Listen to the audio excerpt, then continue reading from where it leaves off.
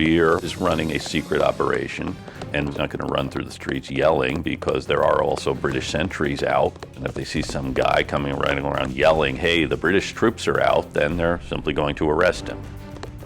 Revere's stealth mission requires him to keep as low a profile as possible. Redcoat sentries aren't the only danger. Colonists, still loyal to the crown, line his route. So he must operate as quietly as he can, pausing only at the homes of fellow rebels he trusts. And prepare yourself, this might sting. He never said that immortal line at all.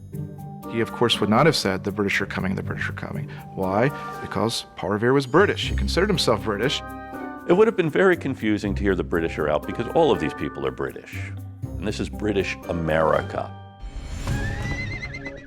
Regardless of what Revere said on his famous ride, he and Dawes eventually make it to Lexington to warn Sam Adams and John Hancock. After a short break, they mount up again and gallop together toward Concord. That's when another heroic horseman joins them. One last blow to the fiction that Revere rode alone. The third musketeer is Dr. Samuel Prescott, a rebel who happens to be on his way home after a hot date with his fiancée. According to the popular story, Revere now thunders into Concord and alerts the rebels there, completing his mission.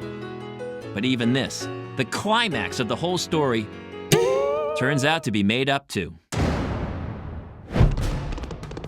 The fact is that Revere, Dawes, and Prescott gallop straight into a squad of redcoat sentries. But Prescott jumps his horse over a stone wall and escapes. Dawes also dodges the sentries and vanishes into the darkness. But Revere's midnight ride, the ride we all thought ended in glorious triumph, comes to a screeching halt several miles short of his goal. Paul Revere is captured, interrogated. They take him back close to Lexington. Yes, you heard it right. Revere never makes it to Concord. No, in some senses, you can say Paul Revere is a failure. He does not get to Concord.